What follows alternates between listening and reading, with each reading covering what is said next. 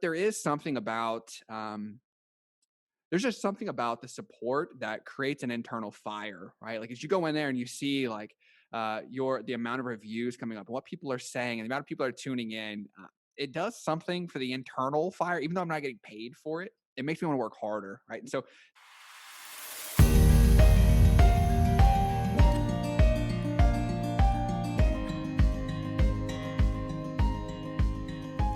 Welcome to the Ask Me How I Know show. I'm your host, Julie Holly, and I'm so excited that you're here. Ask Me How I Know is the only podcast in the multifamily niche replicating what takes place outside the walls of a seminar. Remember when we used to get together like that? This is like the lobby where honest, unscripted conversations take place and transformation happens. We'll talk about practical problem solving in the multifamily niche as well as overcoming mental roadblocks. This episode is brought to you by Three Keys Investments. Three Keys Investments is dedicated to helping people like you, you, enter the multifamily investment space to build passive income and legacy wealth. If you haven't already subscribed and reviewed Ask Me How I Know, I'd be honored if you did. Thanks so much for joining me today, and now for our featured guest. Hey guys, welcome back to Ask Me How I Know. I am so excited about this episode. So excited that I had said I'm not recording any episodes in the month of December. I already have my content made, but this gentleman had emailed me and the content and what we're going to offer you was too good to be true because I know there are lots of you out there that are going to just devour this. Okay. So Josh is here and he is going to be talking about podcasting, how to get started, how to avoid pitfalls. And it's just going to be an absolutely dynamic conversation. You probably want to save and download, save this episode and everything like that, because you're going to want to hear it a few times. I already know that. And we haven't even started recording the episode. Josh, thanks so much for joining us today. yeah, thanks for having me. I have consumed lots of your material, just kind of preparing for this. This morning was the Big Kahuna, I believe was his name. Oh my And gosh. it's been Awesome. it's been a pleasure. You boil down some really complex topics, and you have some amazing guests on. So it's a pleasure being sort of stuck in the pool here with you. Oh my goodness. Well, you have tons to offer. And I mean, from listening, I don't do all these lengthy, introductions and everything, but you fit right in the mix. Yeah, So thank you. thanks for being an avid listener. And so I have to throw myself under the bus. So my awesome audience here, it's like, here I am getting ready to interview, and I realize that I had missed out on this really important thing. Like, you're not going to take advice about podcasting from someone that has never run a podcast or started a podcast or been part of a podcast. And here I am, like, having this awesome guest, Josh, on, and I hadn't listened to his podcast. I was like mortified when I told you that off camera. Like, oh my gosh, Josh, how did I not do this? So I can't wait to devour your content. And you know what? You guys are going to want to devour his content. It has nothing to do with how to podcast. It has everything to do with how to build wealth. The title of his show is called Rhodes to Wealth Podcast. And why don't we just start right there and tell the audience about your podcast and why you started it? Sure. Yeah. So I was the first Rhodes, my last name Rhodes, to go to college and graduate. And I went to school to be a coach. And uh, 3, 4 months before I graduate, my academic advisor sits me down and she says, Josh, listen, you're about to graduate number one in your class. Do not go into coaching. She's like, you need to find a way to go make some money first. And if coaching is still speaking to you, years down the road and it's still pulling at your strings, maybe you fall back on it then, but go find a way to build some wealth and sort of bungee jump, use what you've built here to leapfrog onto the next phase. And I thought it was really, really good advice. So I pivot 3, 4 months before I graduate and I start throwing the lines into the water of sales roles and these entrepreneur roles and these marketing roles. And I was actually recruited at a company here in Houston, a sales role. I've been selling with that same company for a little over 5 years now. And, promoted, went up the ranks. I became an outside sales guy. And I think this combination, I sell cybersecurity. This I love that. combination, We're going to talk about that at some point. I know it. please. Yeah, I sell cybersecurity as my 9 to 5, and it's only grown in sort of popularity. It's extremely hot right now. That on top of this this college football or athletic work ethic, right? I went to school, I full ride scholarship to play college football. When I sort of combine the two, I quickly found myself building a little bit of disposable income, right? And so I, I hate it when that happens. yeah, It's it's the such a worst, right? it's the worst problem to have. Yeah. So I talked to my dad, and I'm like, man, as I month over month, the money that's not going to my expenses, and I'm dumping this into a savings account. What do I do with this? What are you doing with your savings? And my father, when my mother was pregnant with me, uh, my dad was going to play baseball for the Pittsburgh Pirates, and he drops out of baseball and he goes to work at a power plant to support my mother and I. My dad still works at that power plant today.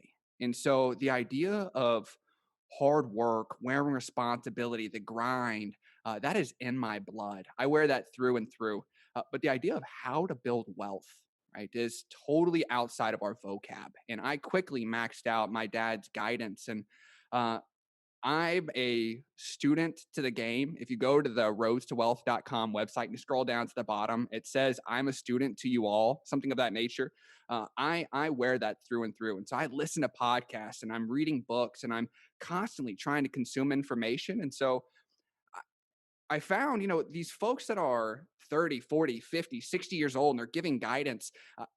It's probably not the best guidance for me, right? They're in totally different situations. Their shoes, what their goals, where they're at, how many kids they have, what they drive, where they live. There's so many differences. Me trying to replicate what they've built, it may work, but it may not. And rather than blindfolding myself and just jumping into the deep end, I decided let's zoom out. Let's throw some hooks in the water. Let's start talking to folks that have built wealth and see if I can build some mentorships. I built a hit list of 25 people that I felt were mentors to me. I had been listening to their podcast. I'd already read their books. I had tons of notes on them, and I started reaching out to them. And the response rate was insane. People were responding and saying, "Listen, I love the input you've had. I love the fact you've read my book. You made some great points. Let's jump on the phone and talk." And I decided, let's not be selfish and keep this one on one. Let's record it Right. and let's put it out to the audience. And so I sell nothing. I have no products or services or anything of that nature. I am on a journey, interviewing folks that have built wealth in a variety of ways, understanding what are you doing with your money and how are you doing this? How did you get started? And if that journey speaks to us, extracting some successful tips and tricks and trying to just really understand that getting started phase. That's sort of how this came about and what I'm doing today.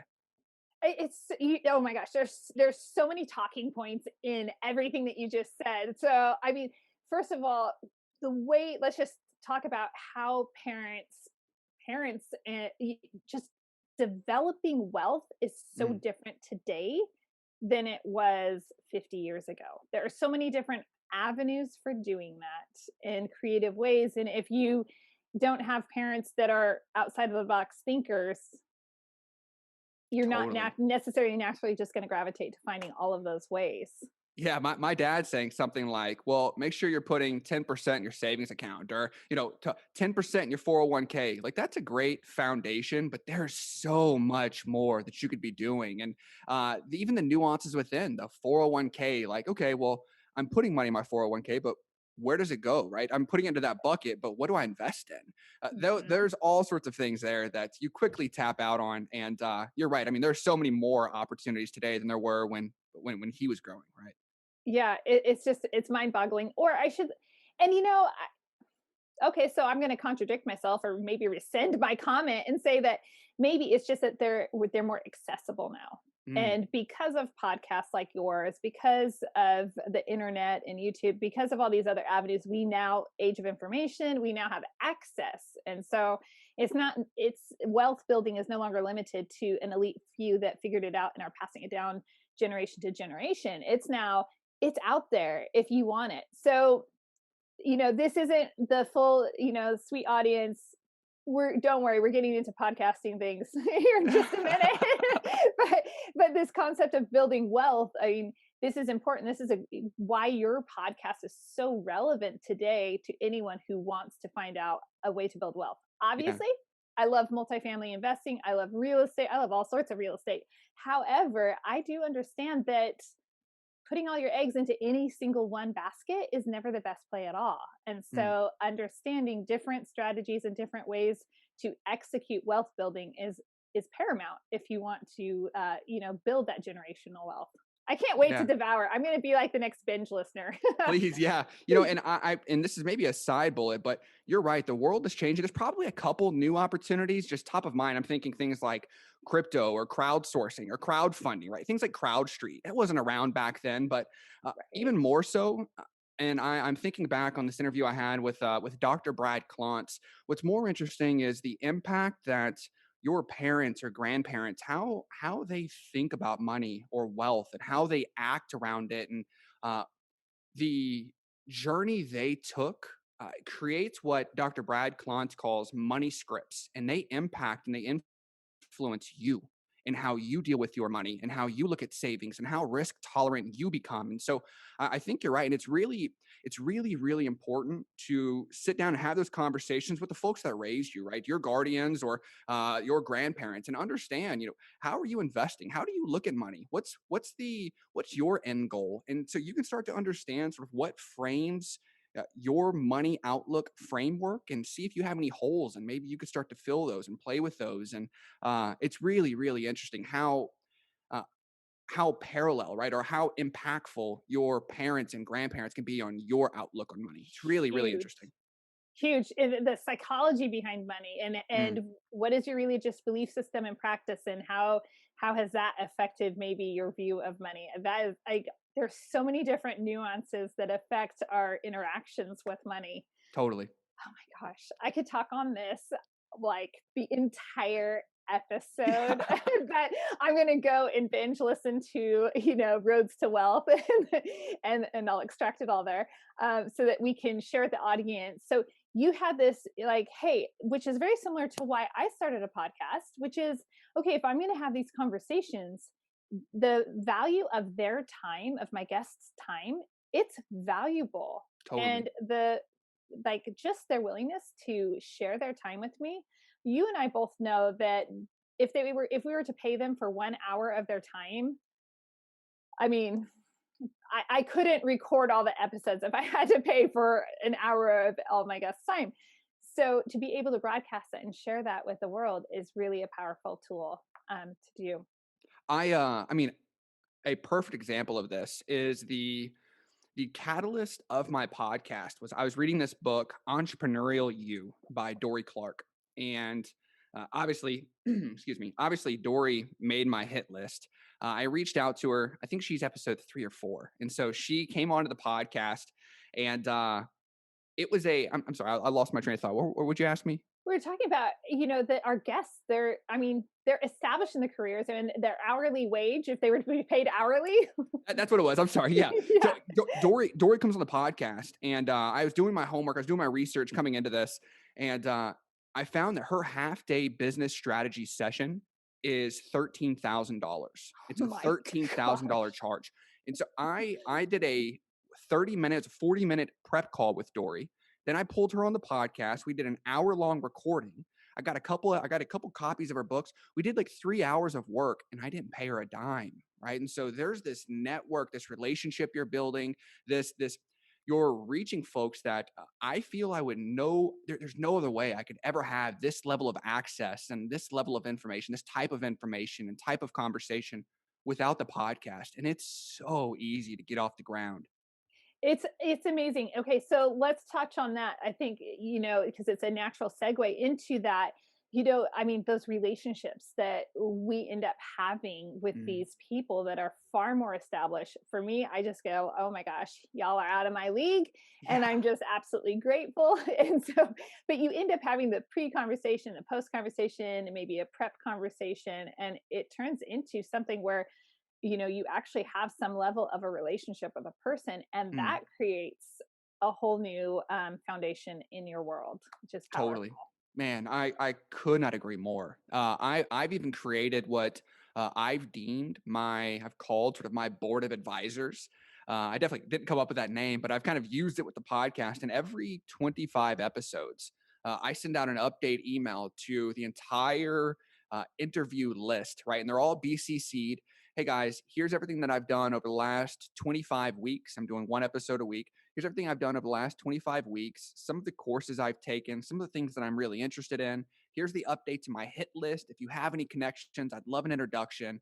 Just kind of keeping them up to date and continuing to extract guidance. And again, the response rate to that is just as outrageous as the initial one, right? Of, hey guys, come on the podcast. Because at that point, they know your name. They've seen how detailed or how much research you're willing to do and how much you enjoy the conversation. They love the emotion. They're following you on social. They know who you are.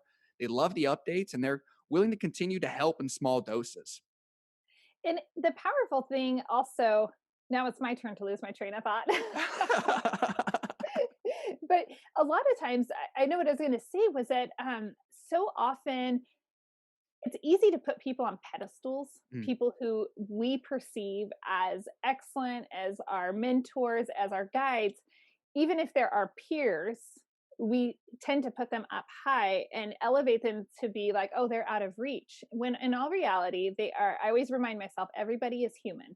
Every single person is a human being, and every single person likes to be seen. Like mm, humans, we are social creatures, and we like to know that oh, you actually see me, you saw the book I wrote, and you actually read it, and you actually extracted information from it. I That is such a deep level of connection, because for anybody to write a book or to synthesize information for an audience to devour, that says I care enough, and this is my labor of love. And so when somebody comes along and says, I really liked your labor of love, like, mm, that's mm. huge. Yeah. I say all the time, people like to help those that help themselves in small doses, right? Like, I'm not reaching out to Dory Clark or Dr. Brad Kleins. I'm not reaching out and saying, hey, I'm looking for a mentor. Can you guide me? Right? Like, I'm sure they get generic blasts like that all the time of, hey, can we jump on the phone for 15 minutes and chat? It's like, about what? Right. And so when I'm reaching out and I said, hey, I've crushed all three of your books, and here's my big takeaways. I'm reaching out. Here's where I'm at in my journey, and I want to explore these three topics. Do you have 30 minutes for me? The response, they almost can't say no. It's like, man, this guy has supported me in every Yes, fashion. He's listened to my podcast. He's consuming my work. He knows what I do. People are trying to build their super fans. They're looking for their 100 super fans. yep, He's in that category. I need to give him some time. definitely. So, as you are trying to find guests, this is a huge part of booking your guests and finding your guests. I will piggyback on that and say, just yesterday, I have a booking, and I sent through LinkedIn. I sent a message of the person's book with a bunch of tabs, because it was like, I mean, it's a book that I reference quite regularly, and it's all tabbed up, it's highlighted, all of that, a little tattered, and I just took a picture of me smiling with the book, so you could see all the tabs in the front cover a little bit, right? Yeah, And exactly.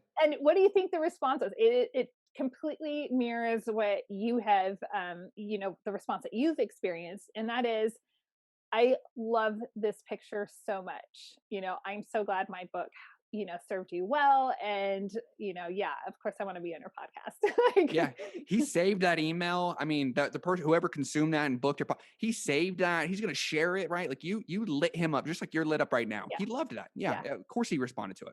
Yeah. And when it's genuine, if you did go about this and you're disingenuous about it, at some point it's going to backfire on Yeah, of you. course. So don't, audience, don't take this and be like, okay, just take pictures with things, or like make up stories and send out emails. Don't do that. Because if you don't know what you're talking about, you're going to be very embarrassed, Yeah, and it might get a blacklist. yeah, exactly. So, as we're talking about booking guests, because really that's what we're talking about, what other Yeah. strategies have you found effective? So I've got two for you. When I decided to start the podcast, this was late last year, late 2019. Let's call it like October-ish. And Okay. so I finished Dory Clark's book, and in Dory Clark's book, Entrepreneurial You, there's a chapter dedicated to podcasting, and in there, at the time, there was something like 300,000 or 400,000 live podcasts that if you went to iTunes and try to find them, there's like 400,000 of them, which is a ton. It felt like today And there's after almost a million. COVID, I was just going to say COVID birthed a lot, a lot of podcasts. When I interviewed her, I did the research. There was 900,000. So it's grown just substantially. When in that chapter, she says something like, there's 300,000 or 400,000 on the market, but half of them do not get to episode 16. That's what she said in her book, is that over half of them don't make it to episode 16. That's so remarkable. Yeah. And so I took that to heart and said, well, I'm not going to be, I'm not going to fall in that category. And so my goal was, before I go live, I want to record more than 16 episodes. So I went on a blitz of, let me go to my bookcase. Let me find all the books I've read. Let me go find people that are closest to my network. I reached out to this financial crisis expert here in Houston, right? The folks that are local to me that I felt like I could get a good response with. Let's say that in that first response, that first outreach, I reached out to 50 people. And I'm shooting from the hip here, I would say that the response rate was probably 50%. It was really, really high. It was awesome. From there, I have an automated email. This is kind of my second bullet. I have an automated email that as soon as I finish my podcast, I do lots of homework before the episode, right? And so when they come on, I want to make sure they feel like it was worth their time. They and their followers, my followers, that we're going to get something out of it. And they've got this warm hug feeling like, man, that was a really good interview at the end of it. And then I hit them with an automated email, and it says something like, listen, I really enjoyed this podcast. Give me a couple weeks to process it. I'm so interested in your vertical. I enjoyed this conversation so much. I would love to get an introduction to somebody in your network, and let me continue to come down this rabbit hole. Let me continue to research and stay here. It is really, really effective. Folks make introductions all the time. Okay, that is, I feel like I'm an introduction queen right now. Not to pat myself on the back, but I love introducing people to people. Actually, Yeah. so earlier as we were talking, I'm like, I should probably, send them to just different people coming to mind. Okay, so all this to say, there's so much to that, and I've never done this, and so I know I'm going to pick up a ton from our conversation, and that is, yeah, what about the after? It's like, you need to go to your people and go to your guests and say, thanks so much. This is powerful. I love that. So, Oh, and my then my email says like, listen, my juices are flowing right now. You crushed the episode. Who in your network could we continue to talk with and allow me to just stay running in this area? And like I said, I don't have real numbers, right? I'm doing this myself, so I'll shoot from the hip. But 90% of my guests today come from referrals, come from introductions. So I'm doing very little cold outreach at this point. so it is a lot of that. You build a solid relationship with somebody through the process, and it's no different. And I mean, you are in sales, and we all, we all understand how that works. Like, you Yeah. take care of somebody, and they're going to want to refer you to someone else and recommend someone else. Totally. I Definitely. totally agree. And that momentum, you build so much momentum, and this as a podcast host, it's getting it off the ground is not easy. Once it's flowing, there are lots of moving pieces, right? You're trying to book guests, you're trying to advertise, you're trying to market, you're trying to do post-production, you're trying to build audiograms, you're trying to do research. There's all these things going on. Having front loading lots of recordings, where I had, when I pushed the green button in March, the first week of March, I think I had like 30 episodes recorded, and I'm doing one a week, right? So I was 30 weeks out already. I think today I have a little over 100 episodes that I've recorded, queued up. They're just sitting on a disc here at the house. One a week. I could not record for all of 2021 and go live every Friday still. So I did lots of front load work. Now I can get sort of and I'm going to use a salesy term, what we call the sniper approach, right? Like I can pull out the sniper rifle, start sniping off folks that I feel are really, really good for the podcast. And I know, well, if I have a lower success rate and 10% or 5% of the folks are coming on, I've got lots of episodes queued up that are worth putting out, right? So I'm able to start getting really focused and try to grab people that I feel could be impactful for the podcast and for the story.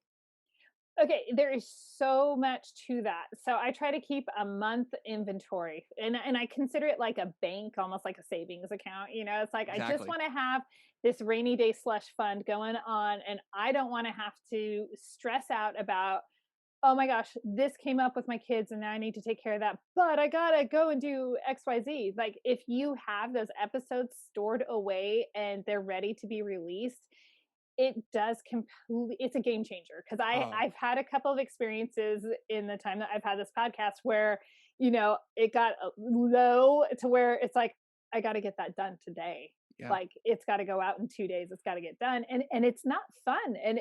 So it does. I see what you're saying about that whole sniper approach. Yeah, well, how flaky are people, right? I mean, even I and you, we had a meeting. I canceled last week on you.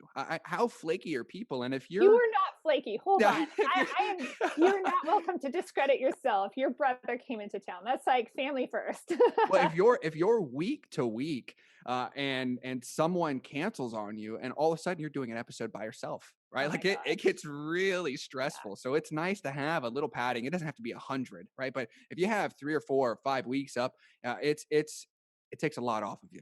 Even that content, Mm, I did this thing where I did lot of heavy recording in September and October because you know what, November and December, there are a lot of things that holiday things taking place, and what mood am I going to be in? Maybe I'm going to just like totally feel like being in 100% holiday mood, and yeah, I don't want to have this shackling or tethering me down, right? So it's like, sure. great, all the content is there, no stress, just enjoy. But there's something else here, and that is about launching. Now I'd love to hear how you launched your podcast. Did you do the binge podcast method? Like what was your technique in your actual launch? Well, first, what is the binge podcast method? Teach me. I know. You know what? Golly, I learned this. So I will tell you, I made every mistake under the sun when I launched my podcast. Okay. And that is, I just jumped in. I didn't know what I was doing. I just knew, okay, I've got guests lined up. That worked out. Check. And like you said, some very, nice people came on my podcast that were people I very much respected. Mm, And so, yeah, okay, got that box checked. And I just thought, well, great. I have these episodes, and that means for this many weeks, I have my episodes to release one a week, right? sure. And I thought that's great. Well, then I have a guest on like 2.5 months after I launched my podcast who speaks about, marketing and podcasting and things like that. We end up getting into a podcasting conversation, and he's explaining, this is Adam Adams. A lot of my listeners will know him. And he, he ends up explaining like, yeah, so on launch day, you want to have like at least 6 episodes so that Mm. people can just binge and devour every bit of it. And then they get hooked. And if they only have one episode, then they listen to it. And even if they like it, they're like, oh, well, there's just one. And then they go on to the next podcast and they may never come back to yours. I, I did do this, and I did not know it was called the binge podcast method. That is insane. Maybe I pulled this from Dory Clark. My mind is telling me I pulled it from Tim Ferriss, but maybe it was from Dory. I read that you had to launch at least 3 episodes on day one, and so what I did was I had this. I built my social media pages like middle of last year, late last year, and I started. I added all my friends, I added all my family, and I started posting different memes of like wealth memes, right? Leaders work hard, right? Have a lion heart, all this stuff that it's kind of silly. People like it, they share it, whatever. And by the time March came around, I probably had 300-400 followers, and it's all people within my little network that I went to school with. But on launch day, you have a little trailer 2 weeks out. Hey, here's something that's really fun. But check out this 60-second clip. My podcast is going live in 2 weeks, and you do this countdown coming towards it, right? And the day that it goes live, you have 3 episodes. You're pushing everybody to review. It's funny you mentioned that. I launched 3 episodes the first week, and then from there, it was one a week after that. And to be totally frank with you, I'm doing this. So I'm in uncharted waters, and so at the beginning, I only launched the podcast. Right, I wasn't really aware of what it was going to take to build audiograms and what it was going to take to start to advertise on social media. Not that I'm spending marketing dollars, but what it's going to take to put my hashtags into post and write the copy, and like there's lots, use Hootsuite. Like there's lots of things there I wasn't ready for. But on launch day, I put 3 out the first day, and from there, it's every Friday after that. that is amazing. So, I mean, seriously, you did it in like the perfect launch way, even just cultivating that audience before it launches, the countdown, having the episodes in the bank so people can listen and listen and listen and just be like, oh my gosh, Josh Exactly. knows what he's talking about, and he has these amazing guests on his show. Here's a pro tip, and I had a crowd funder, a guy that runs Kickstarter campaigns, give me this tip. He said if you make a social media, like a Facebook event, and you put Roads to Wealth launch date, and you invite your all of your friends to that, every time you update the event time, even if you put it from I'm going to launch December 4th at 5 p.m. and then you go in there and you put it 4:30 p.m. and then you put it 4:15 p.m. Each time you change it, it updates the entire group, right? And so you make the event, you add everybody to it, and the week of launch date, every couple of days, you just change the time. Like, hey, 4:30, and it updates everybody. That way, the time when December 4th comes around, and that event calendar, that event is set up on their Facebook. Everybody's getting an alert, and they all know we need to go review this podcast, right? So I love the Facebook event idea. It's not something I executed, and if I could go back and do it again, I would 100% run with that. Oh, I love that. It's amazing. Do you ever want to just start another podcast? Sometimes I'm like, I can't wait. I'm going to launch another podcast and I'm going to do all these other things this other way, and it's going to be even better. I was talking to the guys from great.com last night, pitching them hard on guys. I'm bursting out the seams with ideas. Please let's run this thing. Let's go. Let's do this. So I'm trying. I'm trying. Oh, I love it. I absolutely love it.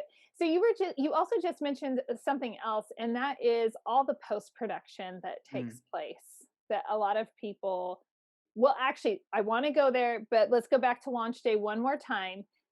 And there were a couple things that caught my attention, and that was also you have your people, and you need to have, which I did not again. So this is cute because it's like this is what to do. Hello, Josh. This is what not to do, Julie. So I love that you had your people lined up, and so they knew, hey, I got to go rate and review and subscribe.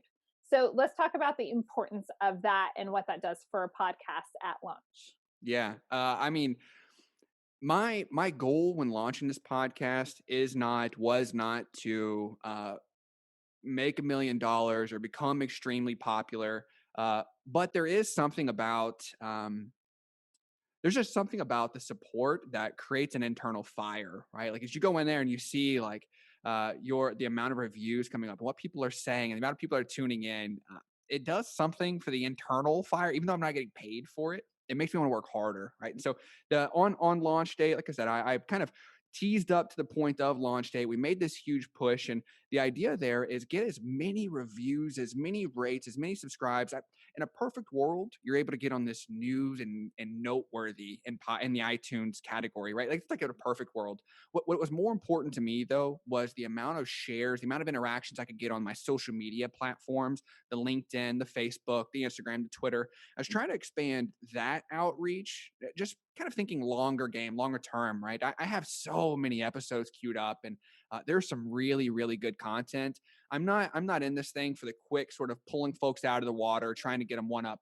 I'm in it for the long game. So it's been a crazy journey. It's interesting that you say that you were in it for the long game. So I kind of treated this like launching a restaurant or something, right? Mm, Like if you're going to launch a business, you're not expecting like a flash. It's not like you're going to open your doors and then 6 months later, oh, I quit. Like no business does that. And so when totally. you approach your podcast with, okay, I mean, I told my husband, I'm like, okay, this is my commitment for the next minimum 2 years. The That's what I first put. year is just, I need to just learn and grow and figure this whole thing out because I don't know anyone. I didn't know anyone at the time who did this. Now I Yeah. know, like, I was in a networking group today and we're in a breakout session. 3 out of 4 of us were podcasters. It's like we felt bad for the other guy. I'm like, I told the guy, I'm like, I'm so sorry. And But he said also no. start a podcast. Yeah, and then he's like, no, I'm taking notes from all of you. you know but you have to approach this with that long-term Mm, perspective, and so even if you don't hit new or noteworthy or something like that, it's a matter of the long game. So as you look at that long game, and let's just talk 2 years, since that was your commitment as well, Yeah, what you said. What does that look like?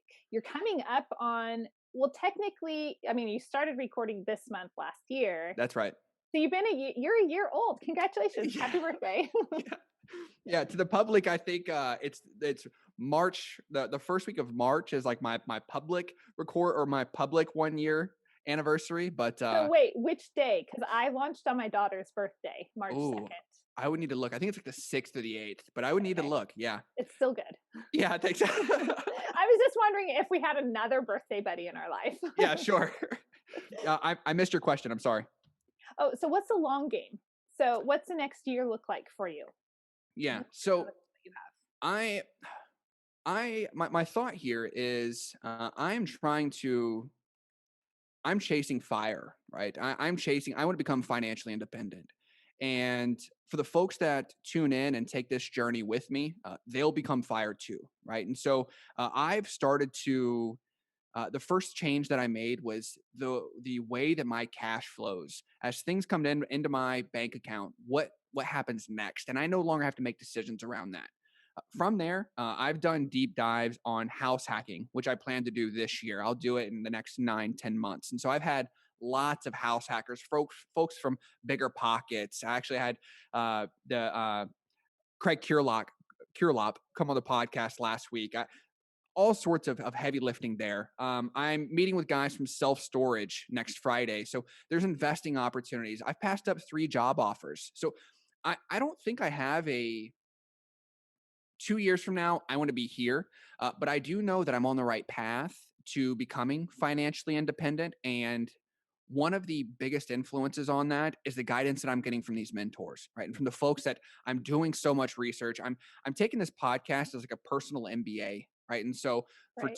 for 2 or 3 weeks, I get to do a deep dive on commercial real estate investing or on crowdfunding or whatever that is. And there are things that speak to me. I've recently been on this, maybe I should be in the startup world kick. It's really got my juices going. I mentioned the self storage earlier. There's job opportunities, the potential hosting opportunity for the podcast with great.com. There's all sorts of things that come from this. I don't have one marker, though the maybe not 2 years, but 10 years out is that financially independent marker that I'm chasing. That is really exciting. I mean, there's no doubt that you're going to get it. And here's the thing, to the listeners out there, anyone can get it. Mm. Like if you think that, oh, I just, I have a piddly old salary over here, that is an excuse, and anybody can do it. I'm raising my hand to get your attention. My Teacher I Julie says yes. yeah. Go. I interviewed Andrew Hallam. He wrote a book called The Millionaire Teacher. He became financially independent and is totally retired today before the age of 40 on a teacher's salary. I brought him on the pod, read his book, obviously, invited him on the podcast, had a detailed conversation with him about what does your cash flow look like? What are you investing in? How are you doing this? Just echoing your point that if you're, if you're an entrepreneur and you sold, I interviewed the guy from Trendkite for $225 million. And with the flip of a switch, you're a millionaire. Or if you're on the other end of this spectrum on a teacher's salary and you've got to grind and invest from 18 to 40, uh, with the right framework, you understand your money scripts, you're able to get out of your own way, keep your emotion uninvolved, anybody can do it. Anybody can do it. Anybody. I'm a firm believer in that also. And it's so much fun. There's so Yeah. many different fun options. But I'm gonna pull our conversation back to podcasting. Please. Can you see where we both like to go? Yeah. Find your freedom. My tagline for my company is find your freedom, because I'm like, it doesn't matter. There are lots of ways to find your freedom financially. Like, go find it. Totally. So they're all gonna go and binge on your podcast with me. And I really hope so. So going back to podcasting, we've figured out how to book our guests. We figured out how we're going to launch, and now we have some technical issues. Yeah. I'm Golly, going to give you. I forgot. I have to choose who am I going to use? Am I going to use Buzzsprout? Am I going to use Yeah. how do I even get, who's going to distribute? How do people on Apple Podcasts, how do they even get my podcast? Yeah. Explain it all to me, please, Josh. Yeah, I'm gonna give you 2 answers on, who do I use to host? Who cares? Who cares? The amount of time that you put into that decision, most of them are very similar. I use Buzzsprout, just and there's no affiliate links or anything like that, at least from my side. So, I don't if you know. guys Maybe I might drop an affiliate link. I'm just saying. Yeah, Okay. yeah, maybe. If you need a suggestion, go with them, right? But I do want to plug this. The first interview that I had, the first interview that I took live was with John Livesey. And pre-show, I was kind of going through like, listen, man, I'm about to be sick to my stomach with how nervous I am. Like this I is love that you were so honest. but it was crazy. That is And awesome. yeah, and he said, listen, are you what all are you doing yourself? Right. Because he was trying to keep me away from the burnout and things like that. And he said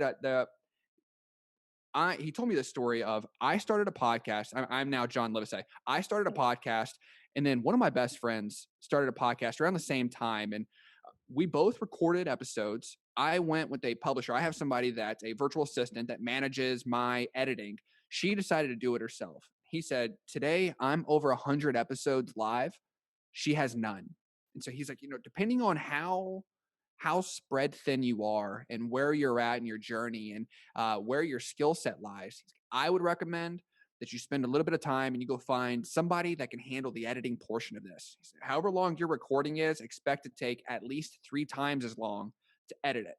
And between the sales gig, which we are highly involved with, the amount of research and time and energy that I put in on this side, I used a virtual assistant that I found through FreeUp. I had another guest, Nathan Hirsch, that opened the platform FreeUp. So he made the introduction to a virtual assistant for me.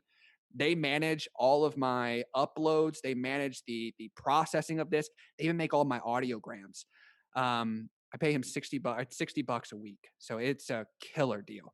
Oh, and your episodes are longer than my episodes. They're long.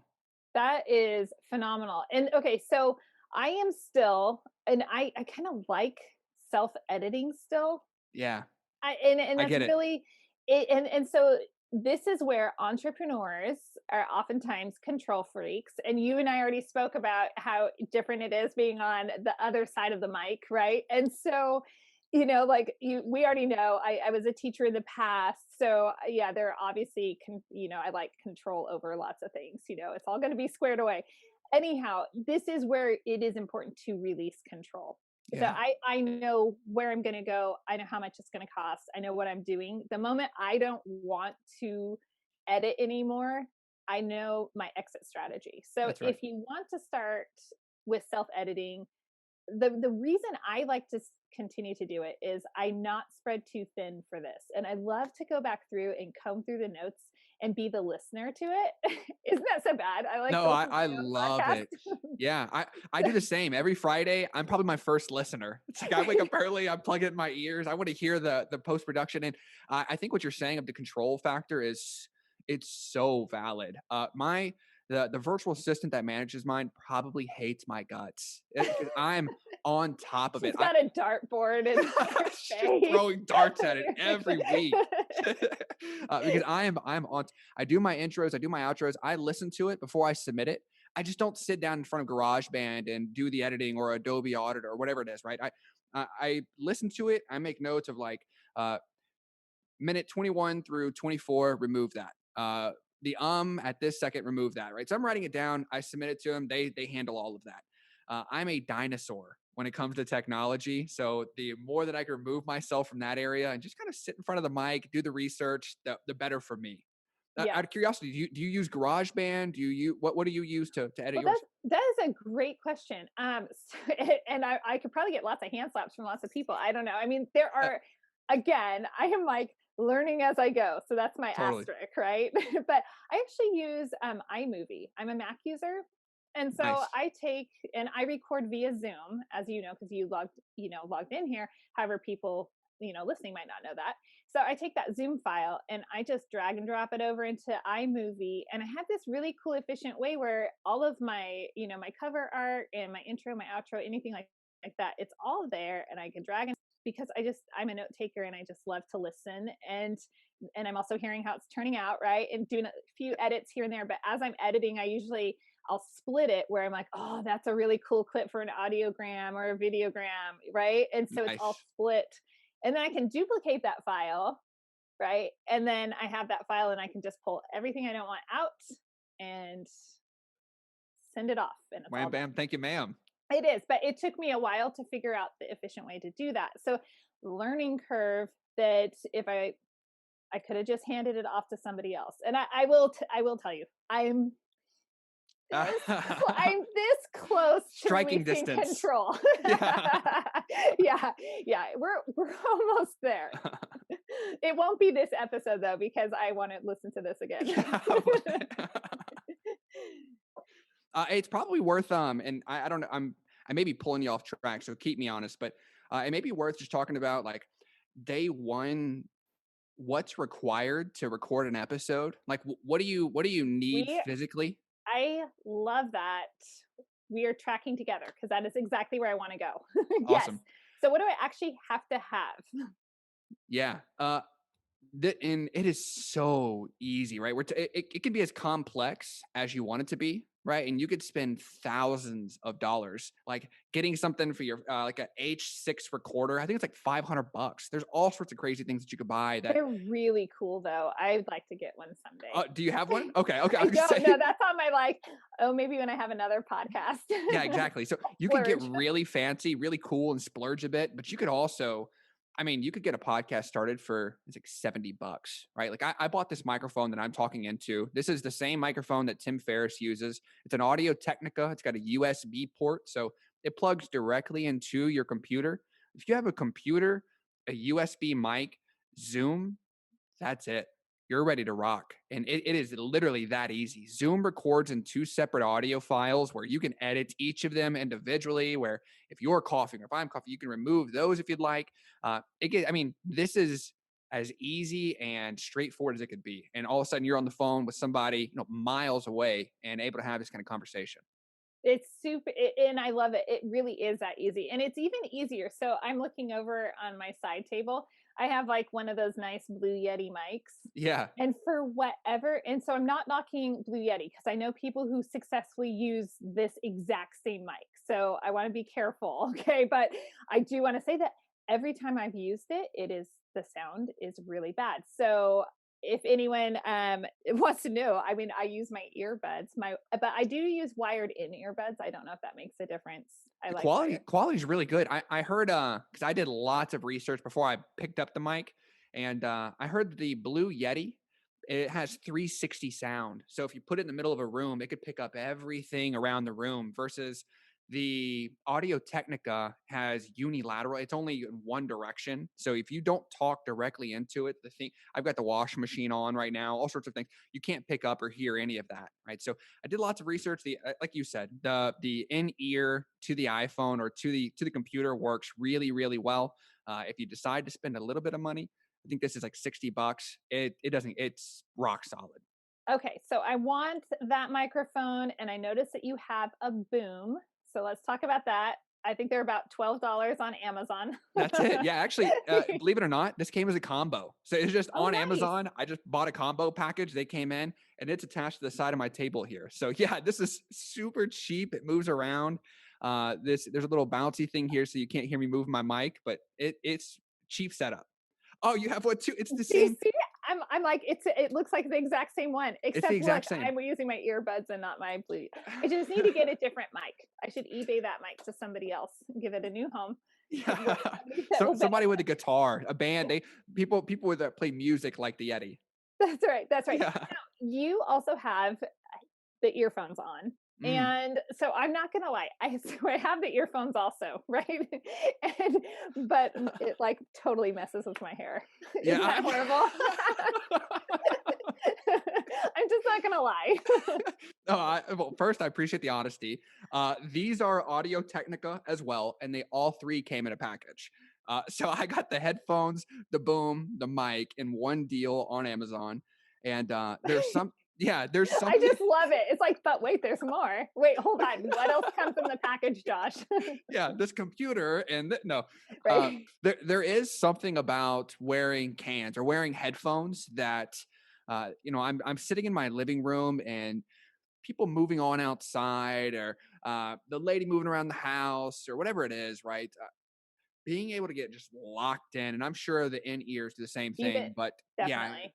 just having something over the computer audio, something you can put in your ears and just focus, it keeps you zoned in. It really does. I'm completely. I sometimes I just put earbuds in just because it drowns Me everything too. else out. Like when I'm working, which is Yeah. ridiculous.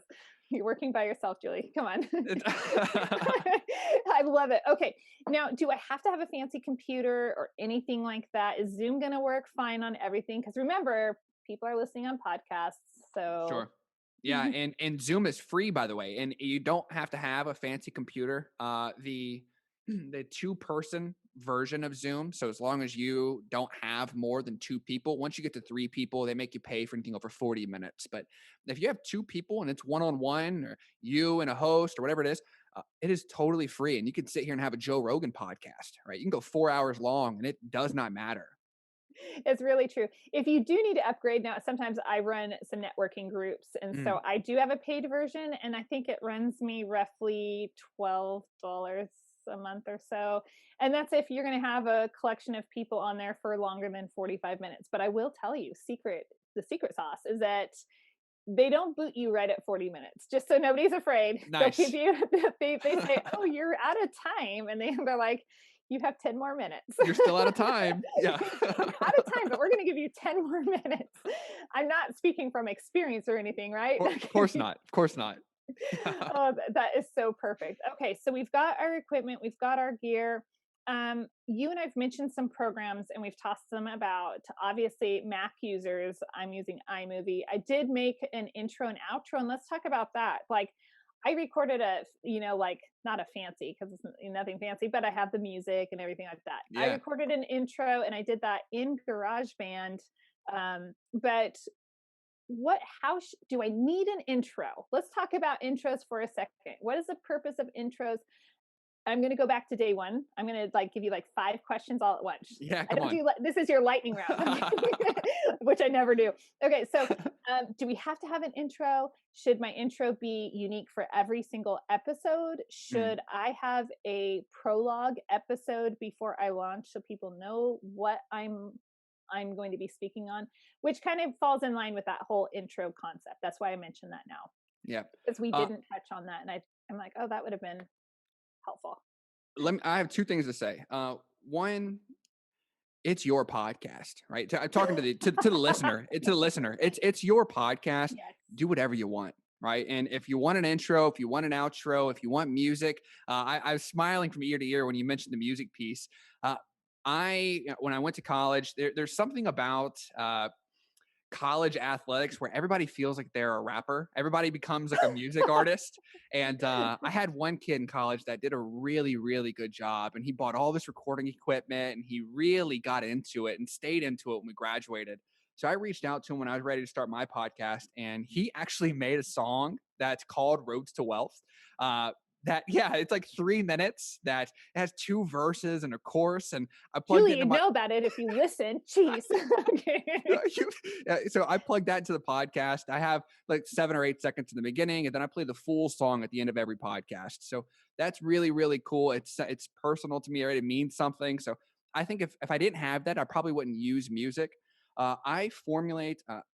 I'm a big fan of using a North Star, right? Like, so when I started sales, I found a mentor, somebody that I was looking after, the John Barrows, Scott Leese type, and kind of set them as, I want to be just like that. And then I try to follow in their footsteps. This is I took a similar approach in this, and I'm losing my train here again. I'm sorry. No, you're good. Keep going. Tell me. I, I'm losing my thought.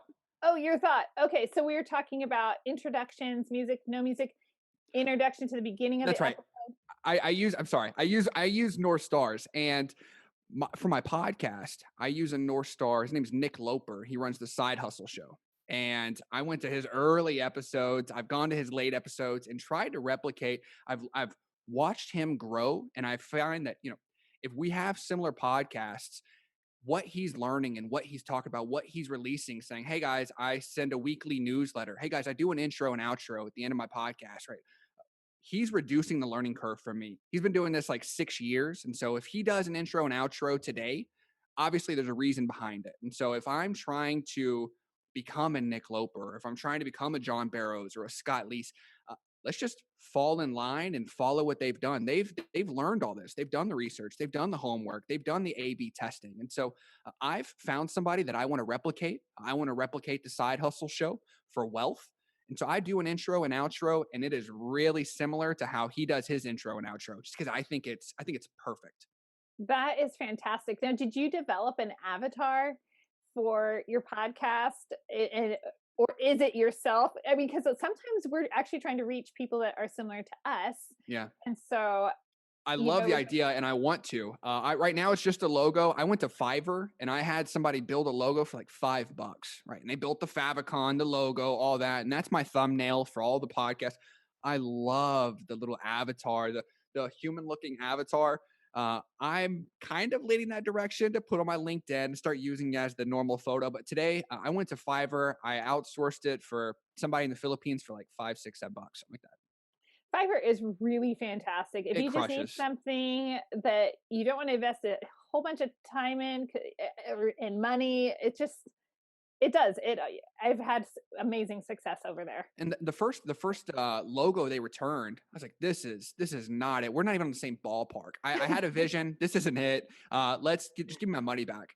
And they messaged me back and they were like, listen, we have, a wizard on our side that could really build a cool logo. Give us 24 hours, whatever they said. We have an expert guy. Give us 24 hours. And they came back with this one.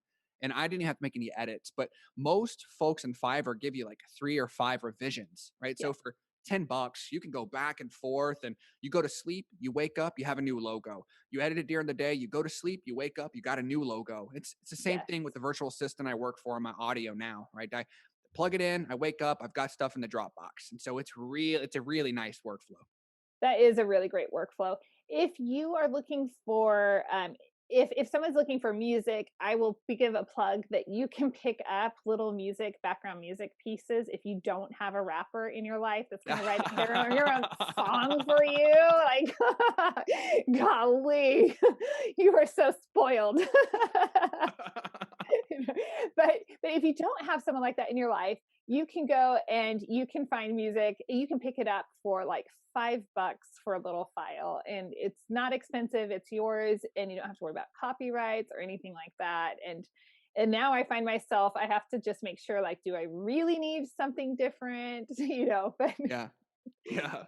But by the way, who doesn't know somebody in your life's got to play a little music? I, Have them I record that. I do have musicians in my life. I just never thought. You know what? Here's the thing. Vulnerable moment. I'm a giver versus so much a taker, and I really don't like taking. I have a hard time receiving. That's just the reality. Understand. I'm like, asking somebody is like one of those control issues. Everybody's getting all my issues in this episode. Jeez, So sounds that's like a self-reflection. mindset. Yeah, this is a mindset episode also. Okay, so you're going along. Let's talk about consistency, because you and I have not missed a week. We both launched at the beginning of March of 2020, and it's like do or die. For me, it's do or die. You follow through. It's integrity. You made a commitment. You make it happen, whatever it takes. That's my level of commitment to what I committed to when I launched my podcast. So what's the importance of consistency for someone wanting to start a podcast? Yeah. Obviously, the listener side of this is kind of what we're hinting at. The reason consistency is so important is if you're launching every Friday after Friday, your episodes are going live, and then you miss one. And everybody's like, oh, wait, where's Rhodes to Wealth at? And then the next week, they kind of forget, like, should I be downloading it this week? Right. And you kind of lose the cadence and people start, and you'll see a drastic dip in listens. I haven't experienced this yet. That's from my own research. I'm kind of hinting back to the idea of it's so important to front load some of that work, right? And you should Yep. never you should never be at the blinking red light of like, oh shoot, I've got to do something right now. You should be at least 2 or 3 weeks prep, Yes. planned ahead for this. And I want to say, it's gotten overwhelming. The workload of trying to advertise, trying to market, trying to book people, trying to research, it's gotten overwhelming, but I love this. I sell all the time. I'm always customer facing and I'm presenting to partners and it's fine. I don't love it. I thought I enjoyed it. And then uh, I, I'm a student through and through. And so the idea of being able to blitz an avenue and then take somebody that's done 20, 30 years of work and them give you the opportunity to pick their brain with really thought out questions, it it's an honor, right? It doesn't feel like a job ever. It never feels like a job. And so I've never felt this thing of like, oh, I need to just slack off this week and oh, I have to do the podcast. It's all I'm always amped for it. I'm always amped for it. And so it's never felt like a job or even a side hustle, right? Like it's a some people like to go on long runs. Some people I do jujitsu every morning. Podcasting is the second one, right? Like it's just filled a void for me. It is very satisfying. Yeah, That's something I find it so rewarding, and just the connection that you make with other people and the power of being able to expand your mind, mm, it just blows me away. I am also a student for life. I love learning, and I can see how you could possibly be a serial entrepreneur, because really, with the approach that you take to your episodes and the prep required, I mean, you're really investing like heavily into this, and it's totally. super intense, and then it's, oh, done, on to the next. It's not It's really done because you develop relationships, but Yeah, yeah. It get it yeah, I mean it stays exciting, right? Because like you flush crypto and then all of a sudden we're learning about crowdsourcing and you're like, oh Yeah. man, I've got to pivot over here and do this, but it's so exciting. You're learning a new avenue every week. We haven't talked and I'm sure I can kind of feel you getting ready to wrap up on me. Can I talk a little bit about the reasons you would start a podcast? Are you okay with that? That is, I would love that. And I'd also like you to talk. No, I could talk on, when you said that, I'm like, what time is it? Did we go Yeah. over? I'd also love to hear you talk about how you prep. I Mm. think those two topics would be really, really important to cover. Nice. I'll hit the prep one first. I mentioned early on, first thing, I'm a bookworm. I listen to podcasts through and through. I have so many podcasts downloaded. Some folks are like, I can only listen to 2 podcasts because I don't want to be influenced. So I only hear 2 hosts. I have like 40 downloaded. It's outrageous. I'm just looking for content, right? Uh, when I book somebody out, roughly 2-ish weeks, I'll start setting reminders on my calendar. Like, hey, make sure you finish their book. The most important thing, what I like to do most, and I've just started doing this in the last probably 90, 120-ish days, is deep diving on their most recent podcast. So I do a prep call with them. It's 30 minutes. And when I show up on that call, I've probably done 3 hours of research. I've read their book at least, and I've listened to a couple podcasts. And so I come on with a very light outline. And at that point, they already feel like, oh, this guy knows his stuff, right? Like he's invested in me because I come on with my book review. I'm feeling a little embarrassed over here. I come on with my book review. I've said, hey man, I've already on Amazon, I've reviewed your book. On Apple, I've reviewed your podcast. Super excited about what you have going on. Here's the agenda that I have planned. What do you think? Right. And in that conversation, I'm asking a couple key questions of like, do you have anything pressing on your mind that you need to get off your chest? Right. Let's give you the opportunity. Oh, that's so cool. Who's the best podcast host that has interviewed you in the last 60 days? Right. Like I want to go find your best material and then I'll blitz that. And I start to build my questions and my ideas around what they stand for, where we're going to head based off of the most recent blog posts and podcasts that he's been involved with or she's been involved with. So that guides me a ton. Does that answer that question? Yes, it does.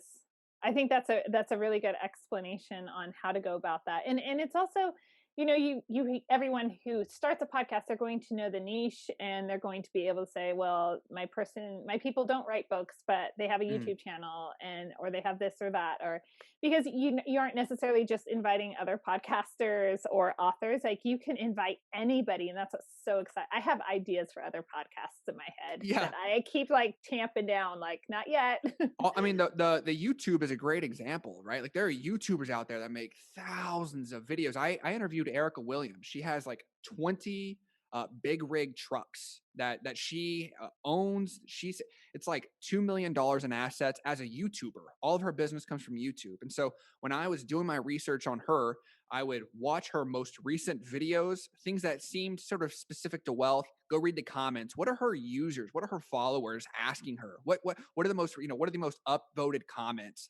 That's the kind of stuff I pull from, but I'm Yes. always pulling from their most recent info. That is really super cool. Now, why would somebody want to start a podcast? Why would they want to join this super fun group? Because, well, aside from being super fun, there are lots of other reasons. Yeah. So I've found, and I'm kind of pulling from a couple sources here, but there are three-ish ways that, or three reasons you would start a podcast. I think the first is you're an expert in a field, or you're an expert in an industry, right? And so at that point, people tune into your episode, people tune into your podcast because you know what you're talking about. They want to hear from you. I think a second reason is you're a student to the game, right? And that's kind of how you and I are. The folks that are on this journey, that they're not tuning into the podcast necessarily to hear Josh's voice. They're tuning into the podcast to follow our journey, right? To hear Josh's questions and hear their answers and their voice.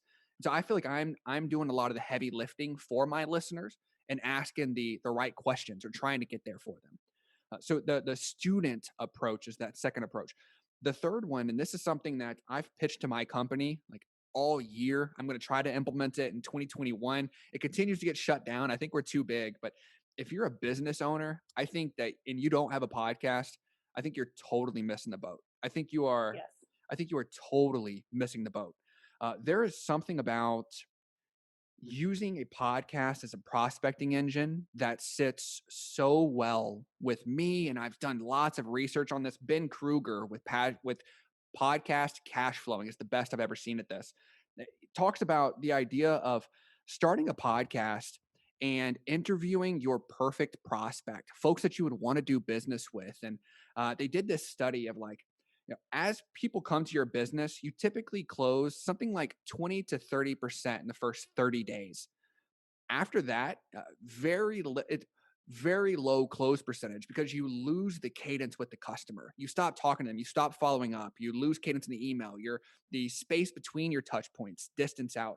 So if you interview someone on a podcast, you pull them on, you ask them really good questions, you do this homework, this research that we're talking about.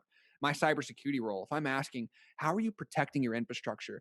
What kind of questions do your customers ask you? What does your data protection look like? And I'm asking these, and he leaves that, and he's like, man, that call was awesome. That guy really knows his stuff. I want to go listen to my own episode. So he listens to that. And he's like, dude, that's pretty cool. I want to go hear another one. What's another CIO say? Are they having the same challenges? And he becomes a listener to your podcast, and he hears you every single week, and you're in his ears, and he hears you asking questions, and CISOs giving information. And there's a touch point week over week that you develop with that end user, to where when it's time for him to buy, if he doesn't buy in the first 30 days, when it's time for him to buy, he has that need, or he has a question, or he needs something. Who do you think he's going to go to? Right? Absolutely. It's not going to be a vendor that he had a 1 hour call with, or a 3 hour meeting with, or that you're sending him emails once a month. It's going to be with the person that he's hearing your voice every single week. He hears intimate conversations. I'm going to use my security example, but if I talk to a guy and he's like, listen, I just don't know how to protect the cloud, and it's really intimidating to me. And then 4 or 5 weeks later, I interview someone and they say the same thing. He's like, listen, I had this fear of protecting the cloud, but then I made this pivot, and I bought this book, and I learned this. And then I clip that, just like you talked about earlier. I clip that and I send it to the first guy. And I say, hey, man, you talked about the challenge with the cloud. I just talked to this CIO. This is how he tackled it. And I immediately thought of you. I mean, come on, right? Like, That's that relationship. And it goes right back to relationship right exactly. there. So I think the third bullet, you're an expert Yeah. you're an expert in the industry. Two is you're a student to the game, and third is if you own a business, you've got to own a podcast. I agree. Now, what do you think about when we're talking about businesses? This goes into another one, and I like to do rabbit hole type questions because if I was listening, I want to ask this question. Yeah. Okay, so I'm in cybersecurity, I'm in multifamily, I'm in whatever niche I am. Should I stay in that pool, or there's a term for it? And all week I have not been able to remember the word. Mm, When you go into another industry and you kind of mine other fields that are complementary to yours nice. and Yeah. extract ideas. What do you think of that play? I'm gonna give the same answer I gave yesterday and that or earlier, and that it's your podcast. I love both. I love both of those ideas. There's something special about staying hyper niche, and I think most products and services they would encourage you to stay hyper niche. And so the idea of just talking to experts in your industry or in your field, I think you're going to get a certain type of listener, a certain type of follower. I think you're going to learn a lot about that avenue. But that cross pollination route that you're talking about, Yeah. being able to I'm in cybersecurity, but if I go talk to someone that's in software sales, and then I go talk to someone that's not even that they're in marketing, and I go talk to someone that's on this side of the field, and you start to understand the full picture, and you're able to take some of the marketing material and pull it into your sales field. And I'm if I were to choose, I love the cross pollination route. As you can see, I'm all over the field on what wealth avenue I want to interview or learn next. So I'm all about let's learn the best of each field and then come up with our own plan here in the middle, right? Take the best of each world. But there's something really, really special about staying hyper niche. That is powerful. I get that because I kind of can't even have my words apparently right now. So no, but I have a friend that he's in insurance sales for multifamily, but he takes his podcast a different direction Mm, to just so then now he's developing a clientele that would actually need his product, but he's not just sticking with his own product. I love it. Yeah. Yeah, and like you said, I love it. It is your podcast. Okay, I know I said one final. Do you have time for Please. one Yeah. final Come on. question? Okay, I'm like, gosh, I can just keep going. You're so fascinating and fun. Okay, so let's talk to that person that has had a podcast. Okay, and you have this podcast, you launched it, and you want to up your game, you want to up your performance, you want to up your subscribers and all of that. What's your feedback to that person? Oh, that's a good question. First, It is. connect with me. I'm I, going to say a lot of people I think in 2020 who launched podcasts are not going to necessarily have had the same commitment or like there are going to be people that are in this discouraged boat that are going to want more and they need some encouraging words and support. So yeah. Yeah. contact you. Yeah, yeah. Well, I was gonna say, yeah. The first thing is contact me just so we can. I need that encouragement too.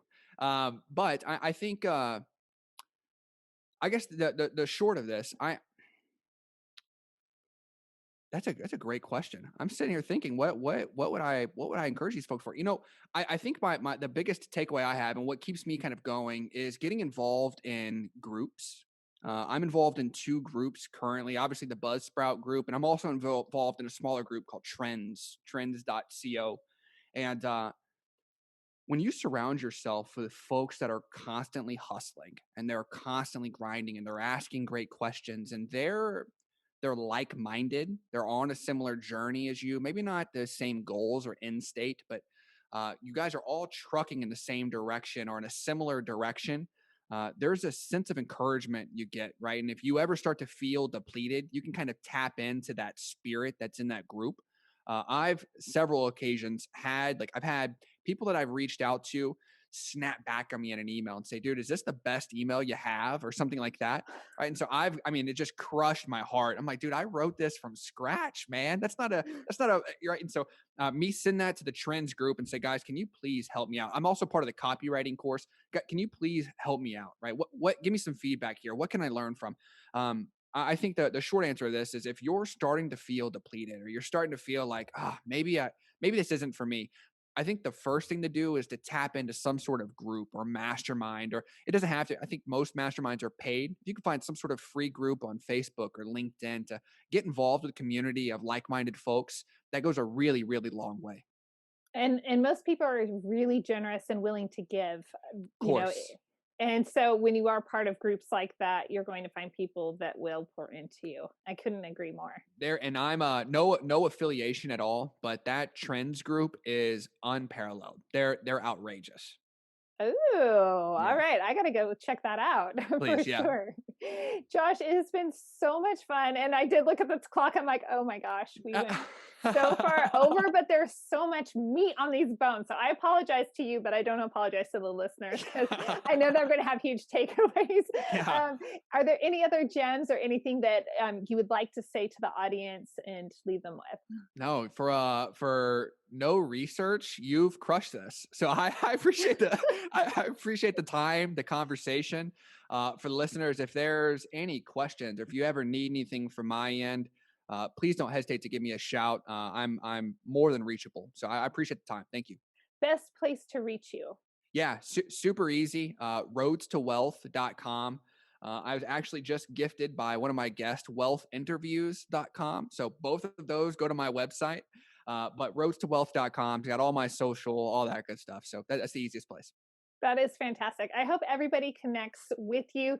I personally cannot wait. You know, now that gyms are open and everything like that, my podcast listening has been like off the charts again. And I'm so Preach. like, I didn't really care that the gym opened and I could get in shape. It was more about my mind and my podcast Yeah, indulgence. my podcasting time's back. Yeah, Yeah, I don't have exactly. a commute. It's like, where do I listen to my podcasts? I need the gym. But it's so true. But I hope everybody checks out Roads to Wealth. I mean, just the caliber of guests that you have, I cannot Mm. even wait to tap into that. And I just want to thank you again, Josh. It's been a great time. Yeah, it's been a blessing. Thank you very much. All right, and everybody else, go find your freedom. Thanks so much for joining me for another episode of Ask Me How I Know. This episode was brought to you by Three Keys Investments. They are dedicated to helping people like you, you, my awesome listeners, develop passive income and legacy wealth through multifamily investing. Feel free to check out their website, threekeysinvestments.com, to see if there's an offering that will help your portfolio grow and meet all of your needs.